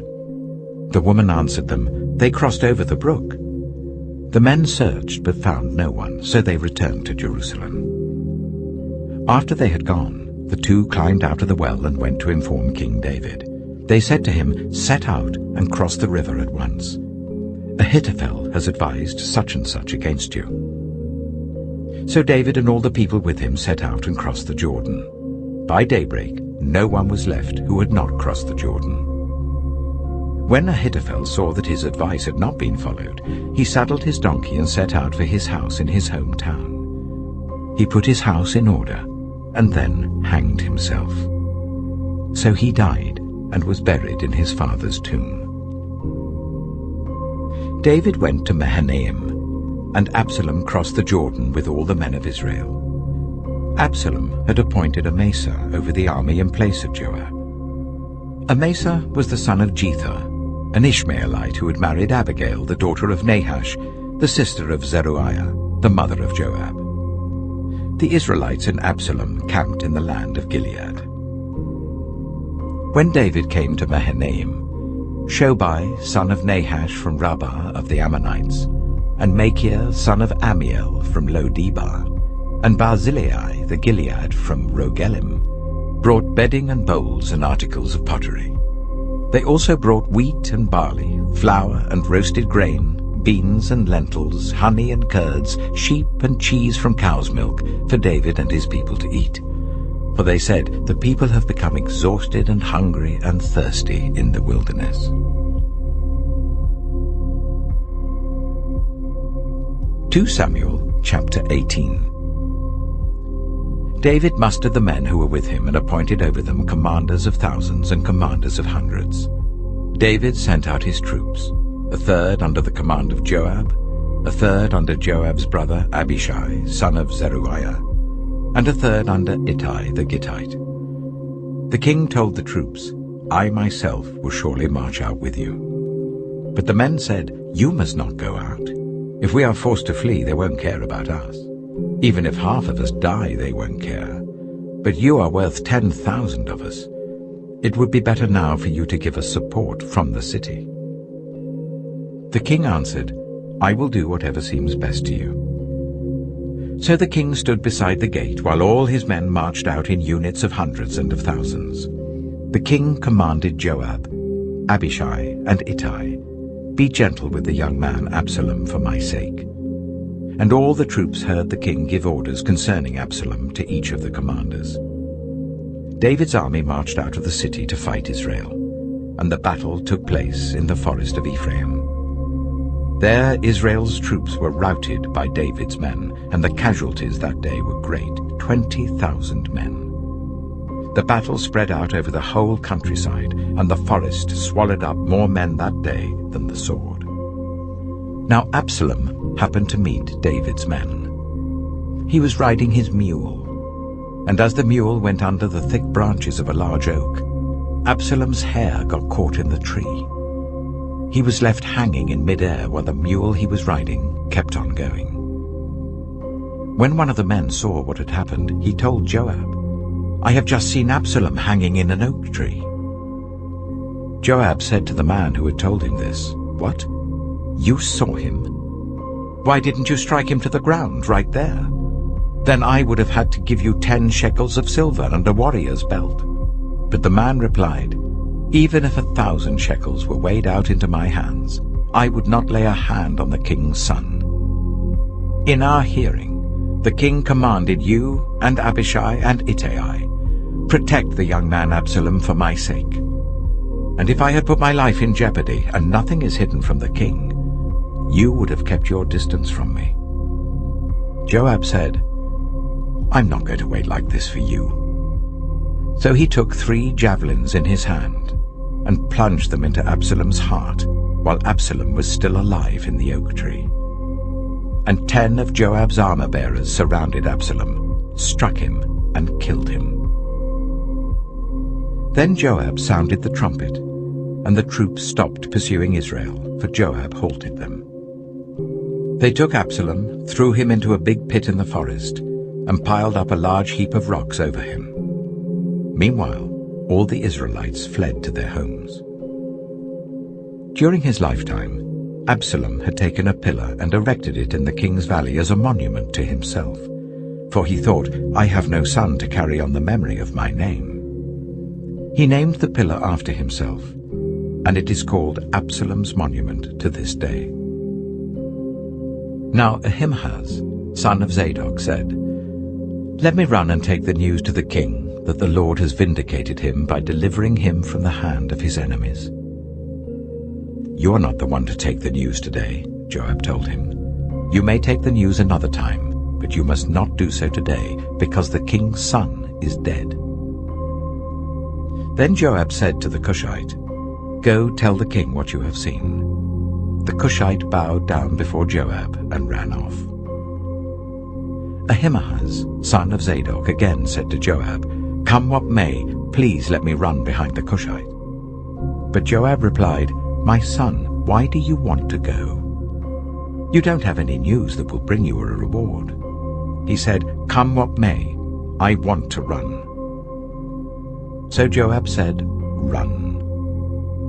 Then Ahimaaz ran by the way of the plain and outran the Cushite. While David was sitting between the inner and outer gates, the watchman went up to the roof of the gateway by the wall. As he looked out, he saw a man running alone. The watchman called out to the king and reported it. The king said, "If he is alone, he must have good news." And the runner came closer and closer. Then the watchman saw another runner, and he called down to the gatekeeper, "Look, another man running alone." The king said, "He must be bringing good news too." The watchman said, "Seems to me that the first one runs like Ahimaaz, son of Zadok." "He's a good man," the king said. "He comes with good news." Then Ahimaaz called out to the king, "All is well." He bowed down before the king with his face to the ground and said, "Praise be to the Lord your God. He has delivered up those who lifted their hands against my lord the king." The king asked, "Is the young man Absalom safe?" Ahimaaz answered, "I saw great confusion, just as Joab was about to send the king's servant and me, your servant, but I don't know what it was." The king said, "Stand aside and wait here." So he stepped aside and stood there. Then the Cushite arrived and said, "My lord the king, hear the good news. The Lord has vindicated you today by delivering you from the hand of all who rose up against you." The king asked the Cushite, "Is the young man Absalom safe?"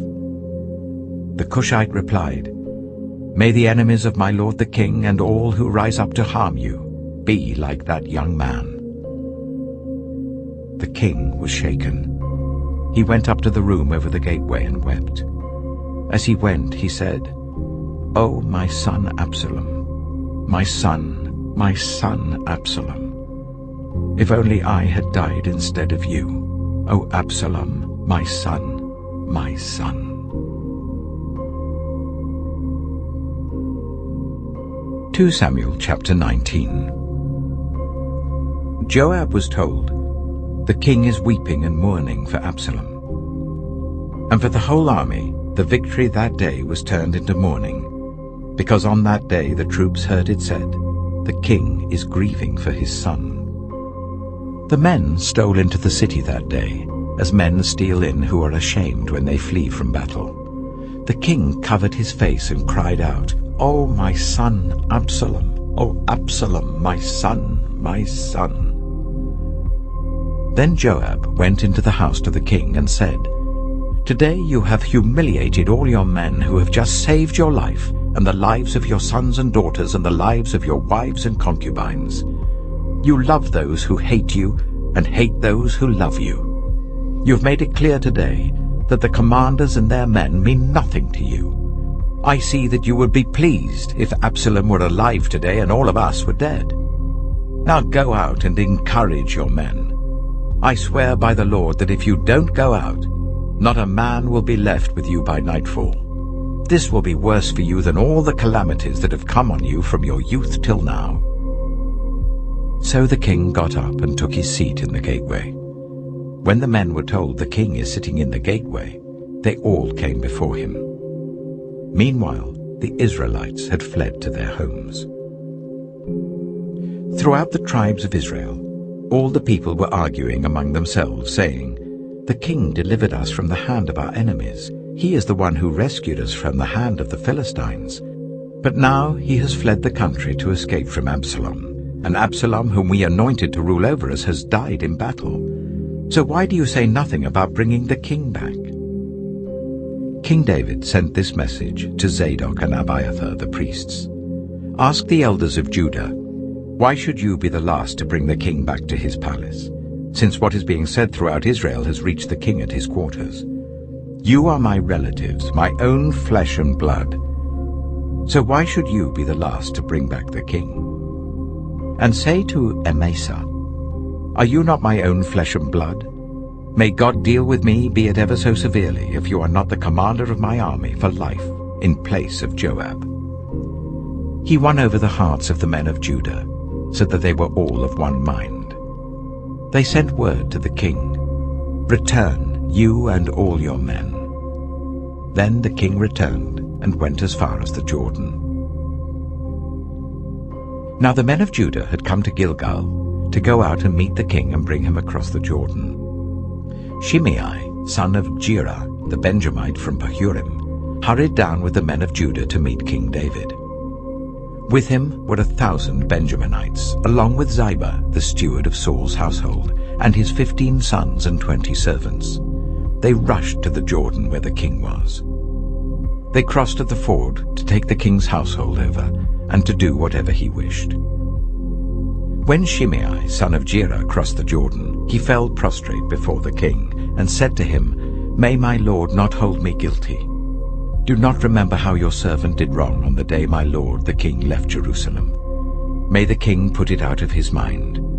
For I, your servant, know that I have sinned. But today I have come here as the first from the tribes of Joseph, to come down and meet my lord the king." Then Abishai, son of Zeruiah, said, "Shouldn't Shimei be put to death for this? He cursed the Lord's anointed." David replied, "What does this have to do with you, you sons of Zeruiah? What right do you have to interfere? Should anyone be put to death in Israel today? Don't I know that today I am king over Israel?"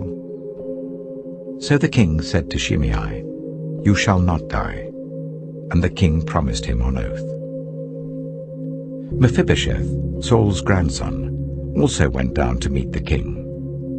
He had not taken care of his feet or trimmed his moustache or washed his clothes from the day the king left until the day he returned safely. When he came from Jerusalem to meet the king asked him, "Why didn't you go with me, Mephibosheth?" He said, "My lord the king, since I, your servant, am lame, I said, I will have my donkey saddled and will ride on it, so that I can go with the king. But Ziba my servant betrayed me, and he has slandered your servant to my lord the king. My lord the king is like an angel of God, so do whatever you wish. All my grandfather's descendants deserved nothing but death from my lord the king, but you gave your servant a place among those who eat at your table. So what right do I have to make any more appeals to the king?" The king said to him, "Why say more?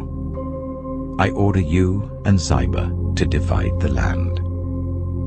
Mephibosheth said to the king, "Let him take everything, now that my lord the king has returned home safely."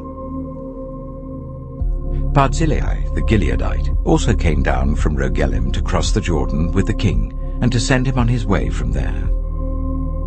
Now Barzillai was very old, 80 years of age. He had provided for the king during his stay in Mahanaim, for he was a very wealthy man. The king said to Barzillai, "Cross over with me and stay with me in Jerusalem, and I will provide for you." But Barzillai answered the king, how many more years shall I live, that I should go up to Jerusalem with the king? I am now 80 years old. Can I tell the difference between what is enjoyable and what is not? Can your servant taste what he eats and drinks? Can I still hear the voices of male and female singers? Why should your servant be an added burden to my lord the king? Your servant will cross over the Jordan with the king for a short distance, but why should the king reward me in this way? Let your servant return, that I may die in my own town near the tomb of my father and mother. But here is your servant Kimham. Let him cross over with my lord the king. Do for him whatever you wish. The king said, Kimham shall cross over with me, and I will do for him whatever you wish. And anything you desire from me I will do for you. So all the people crossed the Jordan, and then the king crossed over. The king kissed Barzillai and bade him farewell, and Barzillai returned to his home. When the king crossed over to Gilgal, Kimham crossed with him. All the troops of Judah and half the troops of Israel had taken the king over. Soon all the men of Israel were coming to the king and saying to him, Why did our brothers, the men of Judah, steal the king away and bring him and his household across the Jordan, together with all his men? All the men of Judah answered the men of Israel, We did this because the king is closely related to us. Why are you angry about it? Have we eaten any of the king's provisions? Have we taken anything for ourselves? Then the men of Israel answered the men of Judah, We have 10 shares in the king, so we have a greater claim on David than you have. Why then do you treat us with contempt? Weren't we the first to speak of bringing back our king? But the men of Judah pressed their claims even more forcefully than the men of Israel. 2 Samuel chapter 20. Now a troublemaker named Sheba, son of Bichri, a Benjaminite, happened to be there. He sounded the trumpet and shouted, We have no share in David, no part in Jesse's son. Every man to his tent, Israel. So all the men of Israel deserted David to follow Sheba, son of Bichri. But the men of Judah stayed by their king all the way from the Jordan to Jerusalem. When David returned to his palace in Jerusalem, he took the 10 concubines he had left to take care of the palace and put them in a house under guard. He provided for them, but had no sexual relations with them. They were kept in confinement till the day of their death, living as widows. Then the king said to Amasa, Summon the men of Judah to come to me within 3 days, and be here yourself. But when Amasa went to summon Judah, he took longer than the time the king had set for him. David said to Abishai, Now Sheba, son of Bichri, will do us more harm than Absalom did. Take your master's men and pursue him, or he will find fortified cities and escape from us. So Joab's men and the Kerethites and the Pelethites and all the mighty warriors went out under the command of Abishai. They marched out from Jerusalem to pursue Sheba, son of Bichri. While they were at the great rock in Gibeon, Amasa came to meet them. Joab was wearing his military tunic, and strapped over it at his waist was a belt with a dagger in its sheath. As he stepped forward, it dropped out of its sheath. Joab said to Amasa, How are you, my brother? Then Joab took Amasa by the beard with his right hand to kiss him.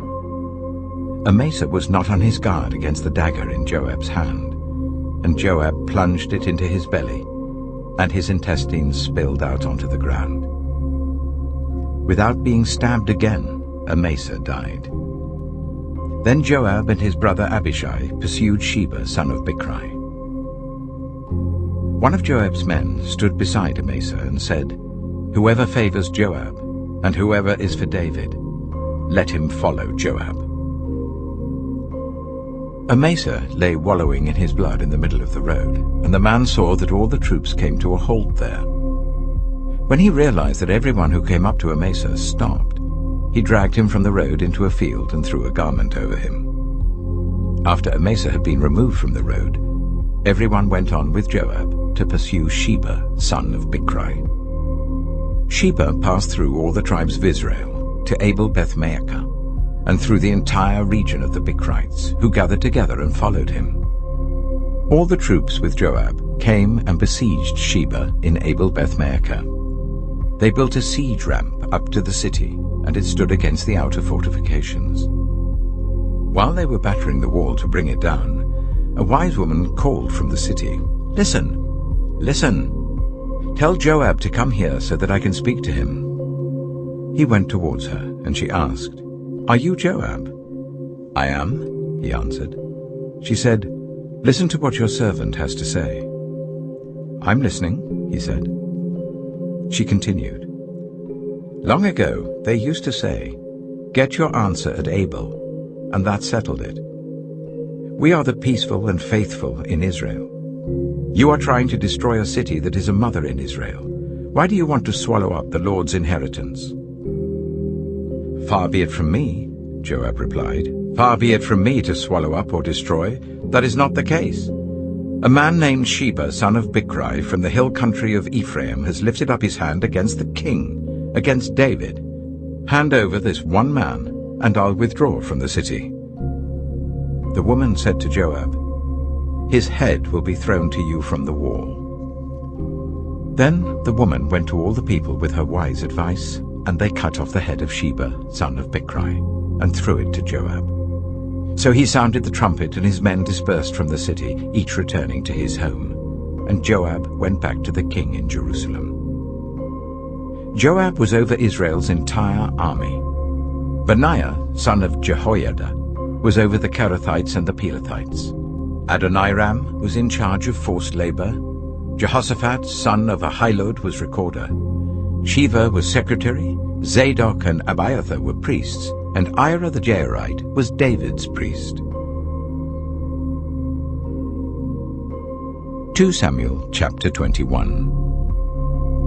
During the reign of David, there was a famine for 3 successive years. So David sought the face of the Lord. The Lord said, "It is on account of Saul and his blood-stained house. It is because he put the Gibeonites to death." The king summoned the Gibeonites and spoke to them. Now the Gibeonites were not a part of Israel, but were survivors of the Amorites. The Israelites had sworn to spare them, but Saul, in his zeal for Israel and Judah, had tried to annihilate them. David asked the Gibeonites, "What shall I do for you? How shall I make atonement so that you will bless the Lord's inheritance?" The Gibeonites answered him, "We have no right to demand silver or gold from Saul or his family, nor do we have the right to put anyone in Israel to death. What do you want me to do for you?" David asked. They answered the king, "As for the man who destroyed us and plotted against us, so that we have been decimated and have no place anywhere in Israel, let 7 of his male descendants be given to us to be killed, and their bodies exposed before the Lord at Gibeah of Saul, the Lord's chosen one." So the king said, "I will give them to you."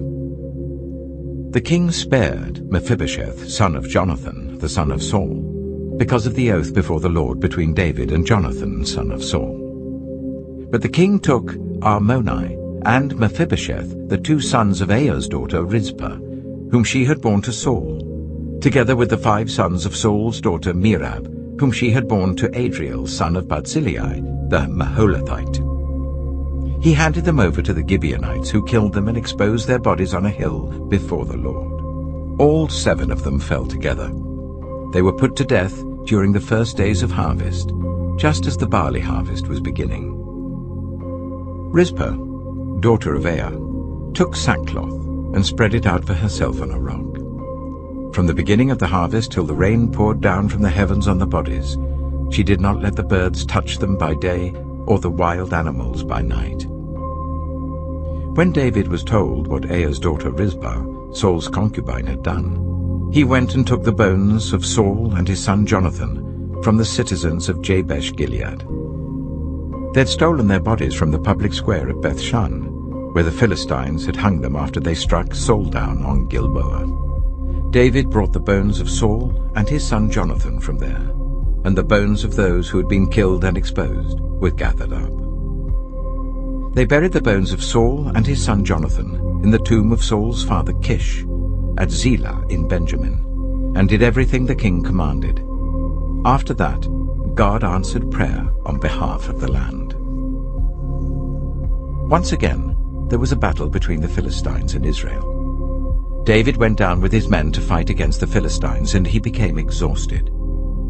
And Ishbi-Benob, one of the descendants of Rapha, whose bronze spearhead weighed 300 shekels, and who was armed with a new sword, said he would kill David. But Abishai, son of Zeruiah, came to David's rescue. He struck the Philistine down and killed him. Then David's men swore to him, saying, "Never again will you go out with us in battle, so that the lamp of Israel will not be extinguished." In the course of time, there was another battle with the Philistines at Gob. At that time, Sibbecai, the Hushathite, killed Saph, one of the descendants of Rapha. In another battle with the Philistines at Gob, Elhanan, son of Jair, the Bethlehemite, killed the brother of Goliath the Gittite, who had a spear with a shaft like a weaver's rod. In still another battle which took place at Gath, there was a huge man with 6 fingers on each hand and 6 toes on each foot, 24 in all. He also was descended from Rapha. When he taunted Israel, Jonathan, son of Shimeah, David's brother, killed him. There were 4 descendants of Rapha in Gath, and they fell at the hands of David and his men. 2 Samuel chapter 22. David sang to the Lord the words of this song when the Lord delivered him from the hand of all his enemies and from the hand of Saul. He said, "The Lord is my rock, my fortress and my deliverer. My God is my rock in whom I take refuge, my shield and the horn of my salvation. He is my stronghold, my refuge and my Saviour. From violent people you save me. I called to the Lord who is worthy of praise, and have been saved from my enemies. The waves of death swirled about me, the torrents of destruction overwhelmed me. The cords of the grave coiled around me, the snares of death confronted me. In my distress I called to the Lord. I called out to my God. From his temple he heard my voice, my cry came to his ears. The earth trembled and quaked, the foundations of the heavens shook. They trembled because he was angry, smoke rose from his nostrils. Consuming fire came from his mouth, burning coals blazed out of it. He parted the heavens and came down, dark clouds were under his feet. He mounted the cherubim and flew. He soared on the wings of the wind. He made darkness his canopy around him, the dark rain clouds of the sky. Out of the brightness of his presence bolts of lightning blazed forth. The Lord thundered from heaven, the voice of the Most High resounded. He shot his arrows and scattered the enemy, with great bolts of lightning he routed them. The valleys of the sea were exposed, and the foundations of the earth laid bare at the rebuke of the Lord, at the blast of breath from his nostrils. He reached down from on high and took hold of me. He drew me out of deep waters. He rescued me from my powerful enemy, from my foes who were too strong for me. They confronted me in the day of my disaster, but the Lord was my support. He brought me out into a spacious place. He rescued me because he delighted in me. The Lord has dealt with me according to my righteousness. According to the cleanness of my hands he has rewarded me. For I have kept the ways of the Lord. I am not guilty of turning from my God. All his laws are before me. I have not turned away from his decrees.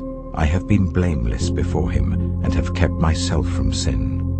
The Lord has rewarded me according to my righteousness, according to my cleanness in his sight.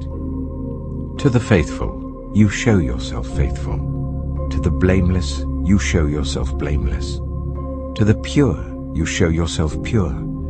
But to the devious, you show yourself shrewd. You save the humble, but your eyes are on the haughty to bring them low. You, Lord, are my lamp.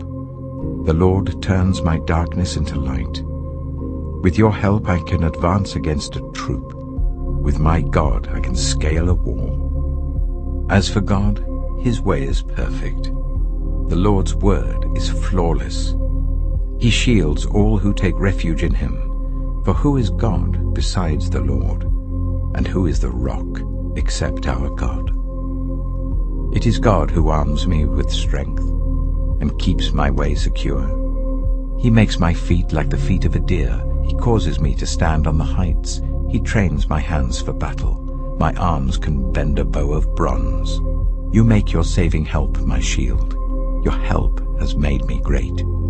You provide a broad path for my feet, so that my ankles do not give way. I pursued my enemies and crushed them. I did not turn back till they were destroyed. I crushed them completely, and they could not rise. They fell beneath my feet. You armed me with strength for battle. You humbled my adversaries before me. You made my enemies turn their backs in flight, and I destroyed my foes. They cried for help, but there was no one to save them. To the Lord, but he did not answer. I beat them as fine as the dust of the earth. I pounded and trampled them like mud in the streets. You have delivered me from the attacks of the peoples. You have preserved me as the head of nations. People I did not know now serve me. Foreigners cower before me. As soon as they hear of me, they obey me. They all lose heart. They come trembling from their strongholds. The Lord lives. Praise be to my rock. Exalted be my God, the rock, my Savior. He is the God who avenges me, who puts the nations under me, who sets me free from my enemies. You exalted me above my foes. From a violent man you rescued me. Therefore I will praise you, Lord, among the nations. I will sing the praises of your name. He gives his king great victories. He shows unfailing kindness to his anointed, to David and his descendants forever. 2 Samuel chapter 23. These are the last words of David. The inspired utterance of David, son of Jesse. The utterance of the man exalted by the Most High. The man anointed by the God of Jacob, the hero of Israel's songs. The Spirit of the Lord spoke through me. His word was on my tongue. The God of Israel spoke. The Rock of Israel said to me, when one rules over people in righteousness, when he rules in the fear of God, he is like the light of morning at sunrise on a cloudless morning, like the brightness after rain that brings grass from the earth. If my house were not right with God, surely he would not have made with me an everlasting covenant, arranged and secured in every part. Surely he would not bring to fruition my salvation and grant me my every desire. But evil men are all to be cast aside like thorns, which are not gathered with the hand. Whoever touches thorns uses a tool of iron or the shaft of a spear. They are burned up where they lie. These are the names of David's mighty warriors. Josheb-Bashebeth, a Tachimonite, was chief of the three. He raised his spear against 800 men whom he killed in one encounter. Next to him was Eleazar, son of Dodai the Ahohite. As one of the three mighty warriors, he was with David when they taunted the Philistines gathered at Pasdammim for battle. Then the Israelites retreated, but Eleazar stood his ground and struck down the Philistines till his hand grew tired and froze to the sword. The Lord brought about a great victory that day. The troops returned to Eleazar, but only to strip the dead. Next to him was Shammah, son of Ejayy, the Hararite. When the Philistines banded together at a place where there was a field full of lentils, Israel's troops fled from them. But Shammah took his stand in the middle of the field. He defended it and struck the Philistines down, and the Lord brought about a great victory. During harvest time, 3 of the 30 chief warriors came down to David at the cave of Adullam, while a band of Philistines were encamped in the valley of Rephaim. At that time, David was in the stronghold, and the Philistine garrison was at Bethlehem. David longed for water and said, "Oh, that someone would get me a drink of water from the well near the gate of Bethlehem." So the 3 mighty warriors broke through the Philistine lines, drew water from the well near the gate of Bethlehem, and carried it back to David. But he refused to drink it. Instead, he poured it out before the Lord. "Far be it from me, Lord, to do this," he said. "Is it not the blood of men who went at the risk of their lives?" And David would not drink it. Such were the exploits of the 3 mighty warriors. Abishai, the brother of Joab, son of Zeruiah, was chief of the 3. He raised his spear against 300 men, whom he killed, and so he became as famous as the 3. Was he not held in greater honor than the 3? He became their commander, even though he was not included among them. Benaiah, son of Jehoiada, a valiant fighter from Kabzeel, performed great exploits. He struck down Moab's 2 mightiest warriors. He also went down into a pit on a snowy day and killed a lion. And he struck down a huge Egyptian. Although the Egyptian had a spear in his hand, Benaiah went against him with a club. He snatched the spear from the Egyptian's hand and killed him with his own spear. Such were the exploits of Benaiah, son of Jehoiada.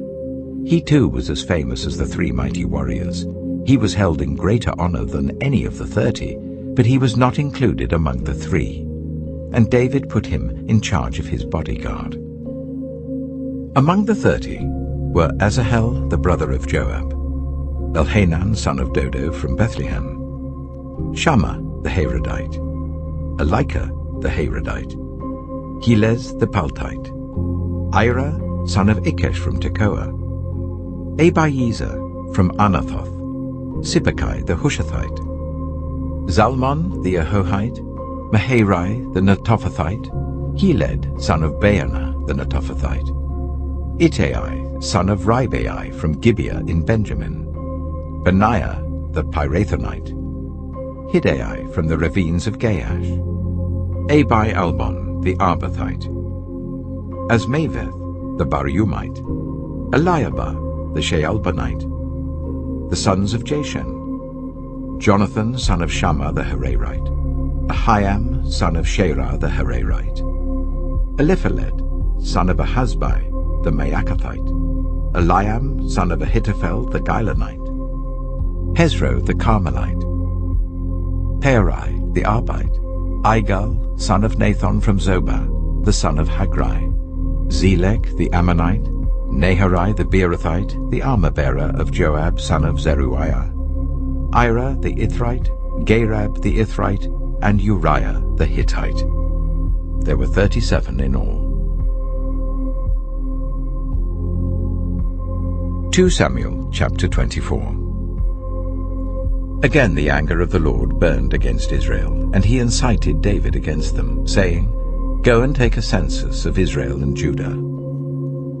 So the king said to Joab and the army commanders with him, "Go throughout the tribes of Israel from Dan to Beersheba, and enroll the fighting men, so that I may know how many there are." But Joab replied to the king, "May the Lord your God multiply the troops 100 times over, and may the eyes of my lord the king see it. But why does my lord the king want to do such a thing?" The king's word, however, overruled Joab and the army commanders. So they left the presence of the king to enroll the fighting men of Israel.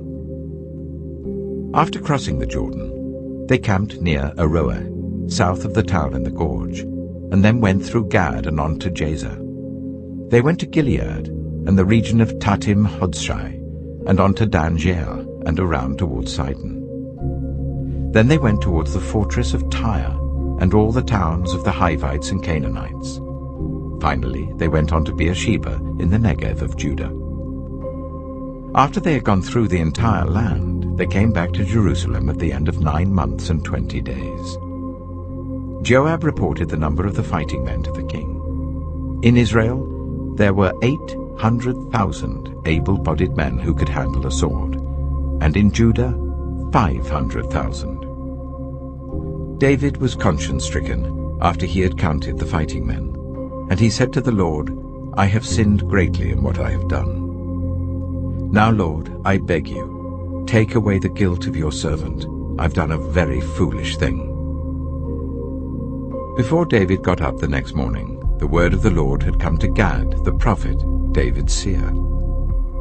"Go and tell David, this is what the Lord says. I'm giving you 3 options. Choose one of them for me to carry out against you." So Gad went to David and said to him, "Shall there come on you 3 years of famine in your land, or 3 months of fleeing from your enemies while they pursue you, or 3 days of plague in your land? Now then, think it over and decide how I should answer the one who sent me." David said to Gad, "I am in deep distress. Let us fall into the hands of the Lord, for his mercy is great, but do not let me fall into human hands." So the Lord sent a plague on Israel from that morning until the end of the time designated, and 70,000 of the people from Dan to Beersheba died. When the angel stretched out his hand to destroy Jerusalem, the Lord relented concerning the disaster, and said to the angel who was afflicting the people, "Enough, withdraw your hand." The angel of the Lord was then at the threshing floor of Araunah the Jebusite. When David saw the angel who was striking down the people, he said to the Lord, "I have sinned. I, the shepherd, have done wrong. These are but sheep. What have they done? Let your hand fall on me and my family." On that day, Gad went to David and said to him, "Go up and build an altar to the Lord on the threshing floor of Araunah the Jebusite." So David went up as the Lord had commanded through Gad. When Araunah looked and saw the king and his officials coming towards him, he went out and bowed down before the king with his face to the ground. Araunah said, "Why has my lord the king come to his servant?" "To buy your threshing floor," David answered, "so that I can build an altar to the Lord, that the plague on the people may be stopped." Araunah said to David, "Let my lord the king take whatever he wishes and offer it up. Here are oxen for the burnt offering, and here are threshing sledges and ox yokes for the wood. Your Majesty, Araunah gives all this to the king." Araunah also said to him, "May the Lord your God accept you." But the king replied to Araunah, "No, I insist on paying you for it. I will not sacrifice to the Lord my God burnt offerings that cost me nothing." So David bought the threshing floor and the oxen and paid 50 shekels of silver for them. David built an altar to the Lord there and sacrificed burnt offerings and fellowship offerings. Then the Lord answered his prayer on behalf of the land, and the plague on Israel was stopped.